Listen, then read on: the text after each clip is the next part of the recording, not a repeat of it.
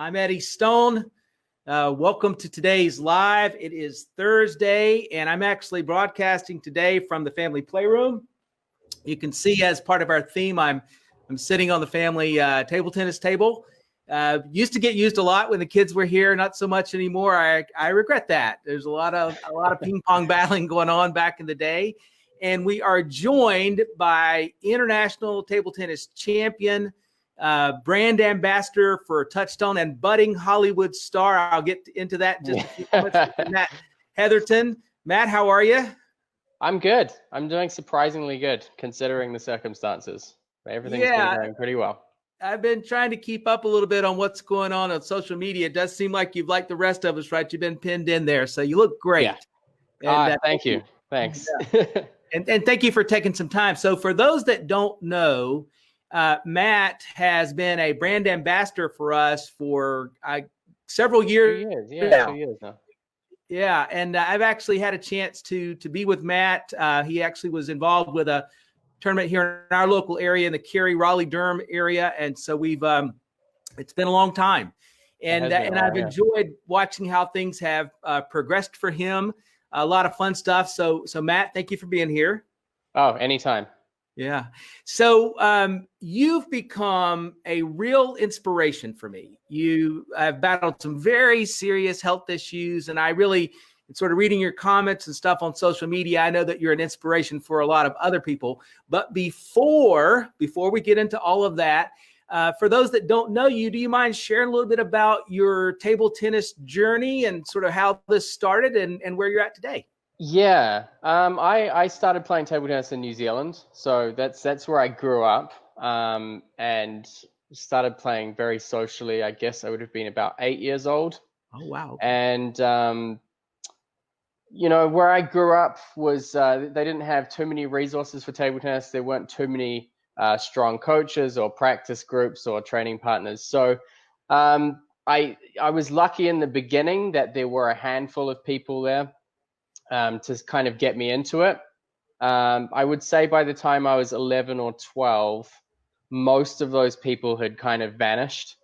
So for the most part, I was playing for the next 6 years with pensioners and hobby players down at the club, and just it was quite a grind learning how to play the sport. But when you're in a situation like that, and you just keep playing, that kind of tells you that there's something that attaches you to the game. Sure.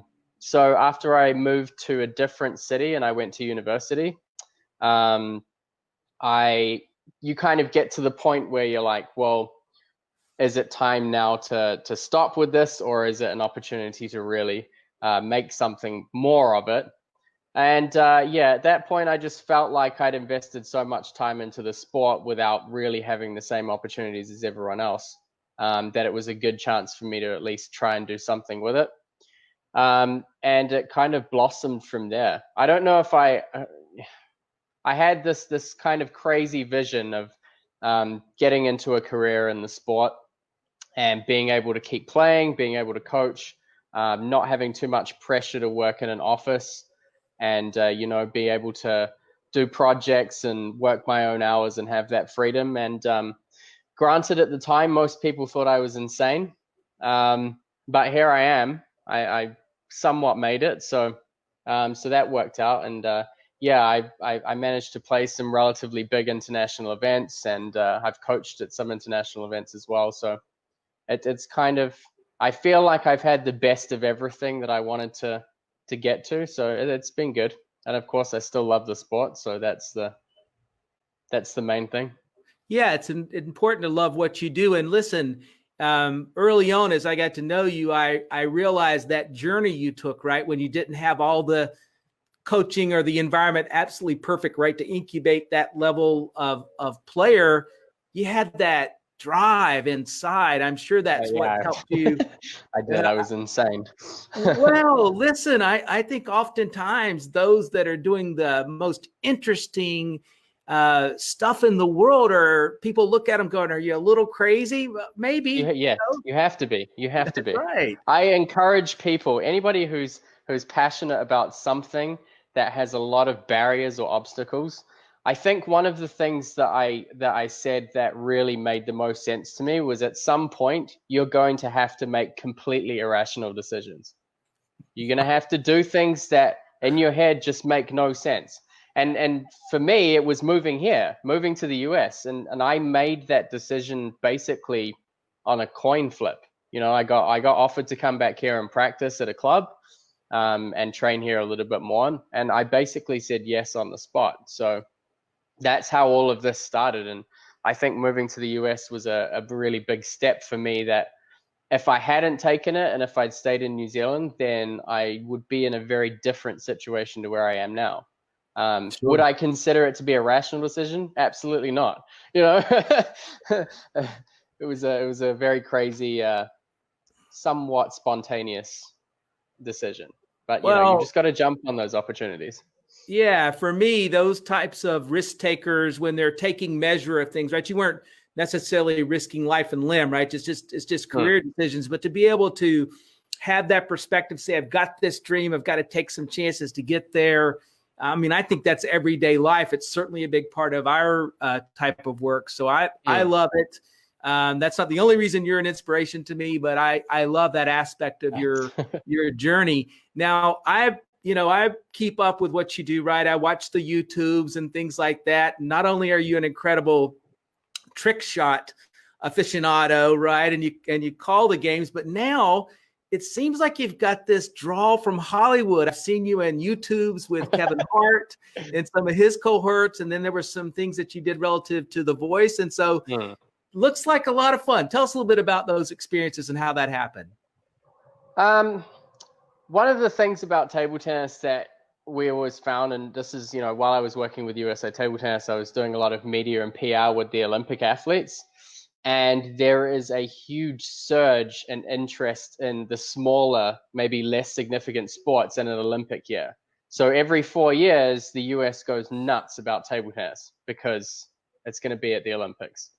And it kind of opens up all of these doors. There are people who want to feature different Olympic sports on their shows, and they want to try out some sports that don't often get the limelight. It's kind of a unique opportunity. So I was kind of involved in organizing different athletes to go to those opportunities when they reached out to us, and tagged along myself. And the first time it ended up that I was actually I ended up being the coach, playing the role of the coach in that was in What the Fit with Kevin Hart and Keegan-Michael Key. Yeah. But meeting those guys is you really have to just hit the ground running and try your best not to be starstruck.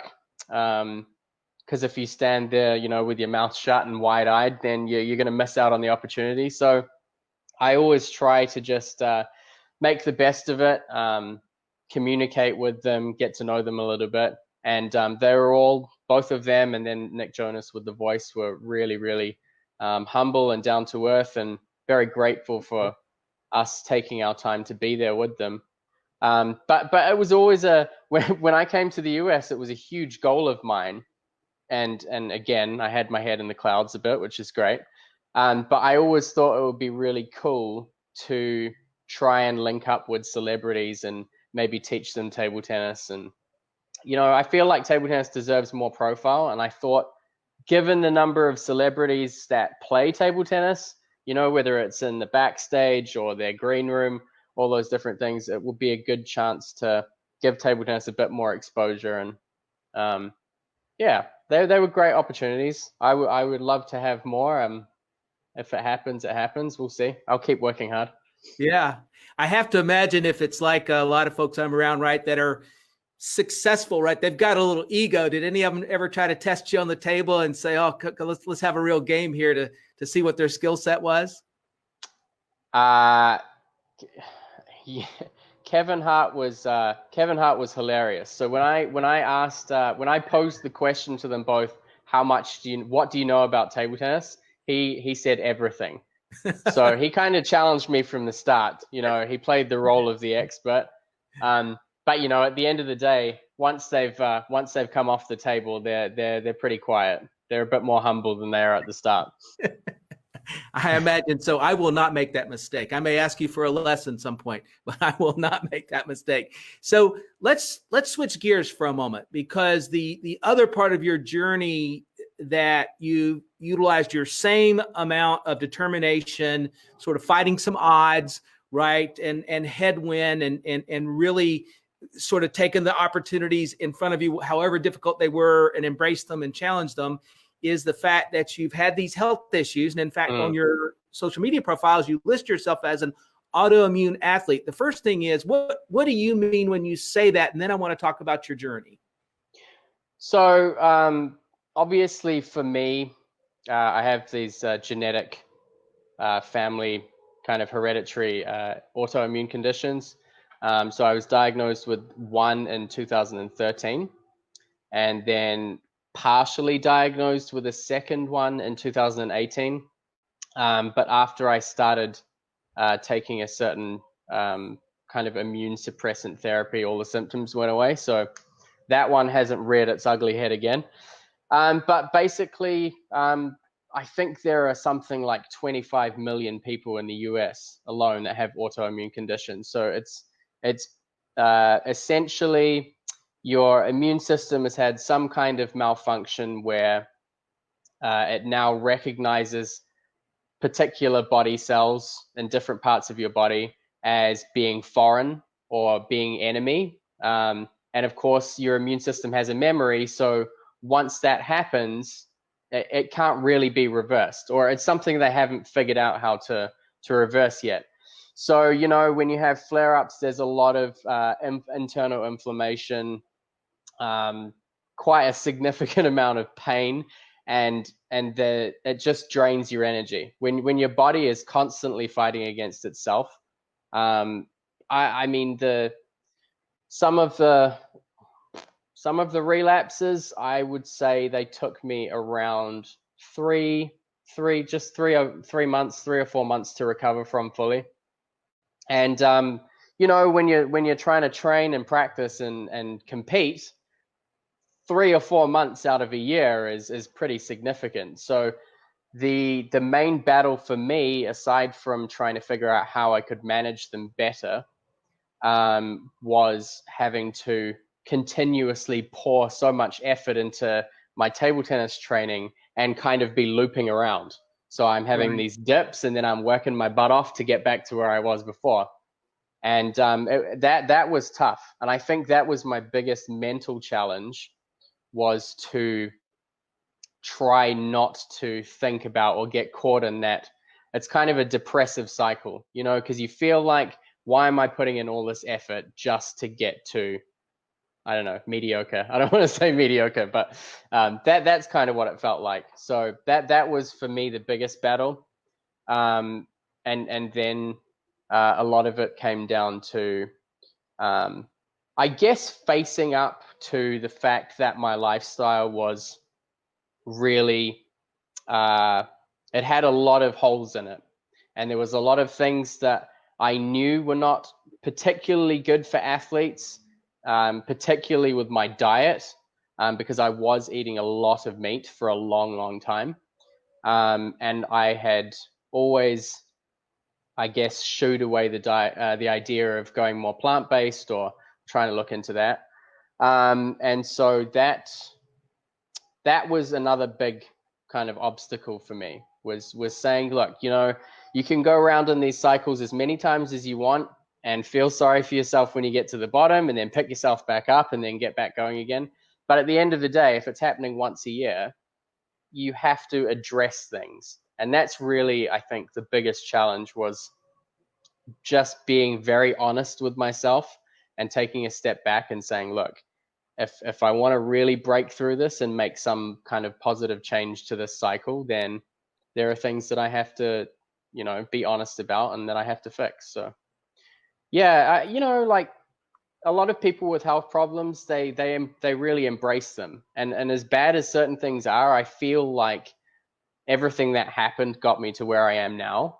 And it's been very character building. And I think it's got me thinking about a lot of things that I wouldn't have considered if I hadn't been diagnosed, if I was still healthy. So There's gratitude along with the challenges.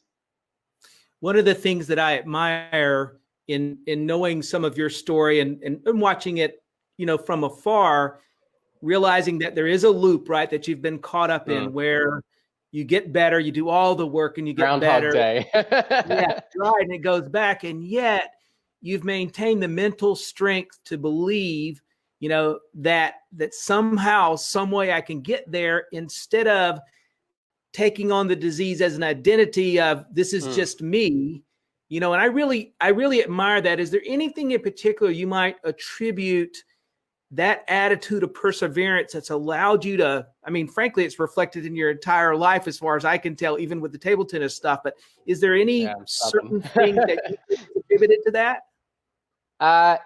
Yes. In the beginning, it's kind of a public denial. So there are some parts of it, obviously in private, you have to embrace everything that you need to understand about your health. But in public, I really try and focus on the fighting aspect of it and the building the right attitudes. Obviously, I feel like autoimmune diseases, because they're so vast and there are so many different types, there isn't really a united front in terms of people really campaigning to support other people who have them. And so you kind of have to get to the point where you just wear it as a medal, and it's not going anywhere. I know that, like, unless they find some unique way of managing to fix it, you have to take it and embrace the bad parts of it and learn how to deal with them, and then be grateful for all of the challenges that you've overcome and the things that you've learned. And so it really, you hear people with chronic illnesses talking about really embracing their illnesses. And I feel like in the beginning that was tough for me, but at the same time, having that first 3 months where I was really sick and I lost a lot of weight, and I was stuck in my apartment which is why this doesn't bother me now. I've done this plenty of times before. I was in my apartment for probably 2 or 3 months. I probably only left like 10 times. And the first thought pattern that I had, aside from how am I going to fix this, was, am I still going to be able to play my sport? What does this mean for me in terms of whether I'm going to be able to compete? What physical capability I'm going to have, how this illness is going to affect me in terms of like the length of a season.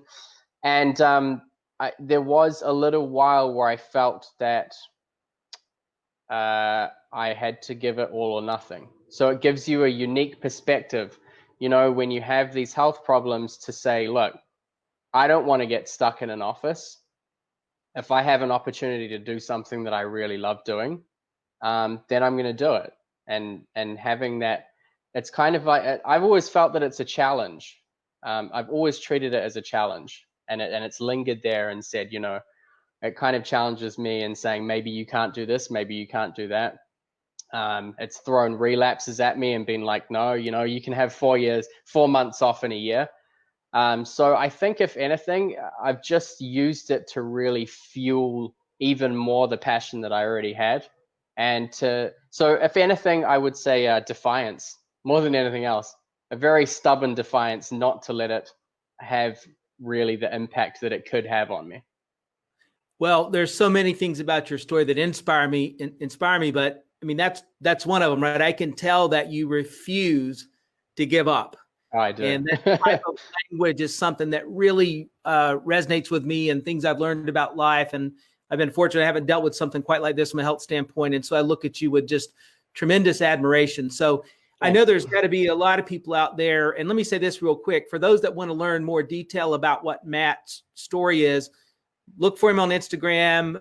We can post links to his Instagram, his Facebook. He's also got a blog. He's a great writer, and it's got a great blog, and he's worth reading. And boy, if you ever find yourself sort of stuck with some woe is me and some self-pity going on, you can read a little bit of Matt's work and maybe kind of realize and position how that is and better understand it. But Matt, I'm sure there's some folks that are curious. Tell us about your protocol. What do you think's the things that are really making a difference for you? Well, I actually started with you. You guys were kind of the catalyst at the beginning, because I was starting to think a little bit more about what some small things that I could start doing were.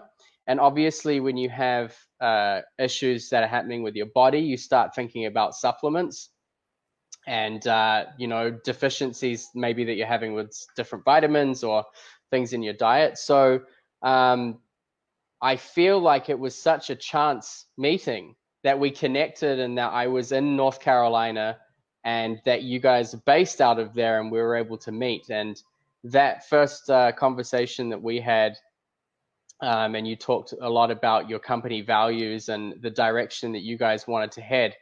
And I felt at the time that it was something that I needed to align myself with. And yeah, it was a starting point for me. And having starting off with like the super green protein and just switching to a plant-based protein, and then having the green powder. Those were the two. They were like the first steps that I took in recognizing that if I wanted to get in better health, I needed to start looking inwards. And from there, I mean, obviously, part of the journey is making sure that you have good information. And I think that's one of the great things about you guys, not just from your platform, but as a family also, that you keep pumping out information for people to read that talk about different things like dealing with inflammation, and as simple as making sure that you get enough sleep and things that might prevent you from sleeping well. So in terms of if I wanted to be a good athlete and I wanted to get myself in the right spot, I had to start looking at lifestyle. And so yeah, I feel you guys were really the starting point to that. And from there, one of the key turning points for me was going to my specialists. And when I was in the surgery or the doctor's places, I kept returning high blood pressure. And so, we were wondering whether it was white collar hypertension, where I was just anxious, because obviously I'm relatively young, relatively speaking, quite young. You're young. To have high blood pressure. And that defiance and that stubbornness came back to provide the next step up, because they wanted to put me onto medication to control my blood pressure. And I'm not a fan of pumping my body full of chemicals. So if I have a headache, I don't take painkillers, and I never have. It's just something that I've always tried to deal with myself. And so I didn't want to add to the medication that I was already putting in my body. And so I watched some documentaries on Netflix. So I watched What the Health. Later on, I watched The Game Changers. And that really got me to that next level of starting to look at diet changes and expanding on the different supplements that you guys were providing. So I started trying some other ones like the Wellspring, and more recently the essential vitamins, and really just breaking down and analyzing all the different things that I could improve. And obviously the one that screamed out at me was, you have to stop eating so much meat. Like it was my diet was 90% meat, and that, looking back on that, and I mean, if my parents are watching this, they're gonna laugh at me, because they always told me that as well. But yeah, that was a big turning point. So changing to trying to eat more plant-based, and being stuck at home for 3 months and not going out to eat and not having restaurants has been perfect for that. So yeah, it's been a journey.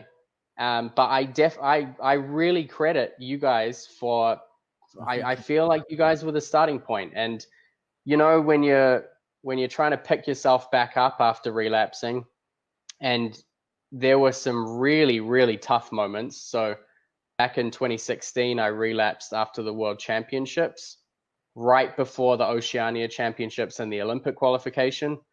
And I had to withdraw from those events because I was bedridden and there was no way that I could compete. So, but those are the times when you need people who can understand what you can do to help your body, and people that are really going out of their way to make sure that you're doing okay. And so, yeah, I feel like I've become a fringe member of your family. You guys are always reaching out to me and asking if I need anything or seeing how things are going. And I think that's really rare. And I'm obviously very grateful for it to have people who really take an interest in what I'm doing. And you guys have so much stuff that you're really busy with. So to take that time and be checking in on me all the time is certainly something that I've really appreciated. Well, you're not a fringe member of the family. You are a part of the family. And Okay, good. And feel that way. Hey, listen, let me just say I'm so proud of you, but I'm also just so happy for you to find yourself in this journey. And I know this is just the beginning of your journey. You are a very young man with a brilliant future in front of you, whether that's in Hollywood or at the table tennis table or wherever that happens to be. And I know it's going to be great. And we're very thankful for you to take some time today, but really, most importantly, speak candidly. There's a lot of people that will hear this or see this video, and they'll find themselves in there somewhere. And I know they're going to be inspired to do better if they can, right? And so thank you for doing that. Of all the things you said, one of the more genius things is you just didn't give up. And that's a big deal. I won't. I definitely won't. Well, listen, thank you, and I hope you're able to get back to your center soon there. I guess Denver's pretty close to opening up, and I'm sure you've got some people there that you work with that would love to see you and be able to get back to the sport. So I hope that happens very soon for you. Thanks. Thank you. Thanks, everybody. Happen. Until next time. Yeah, you got it. Until next time, I'm Eddie Stone from the family room on the family ping pong table. And so we'll look forward to talking to you soon. Bye for now.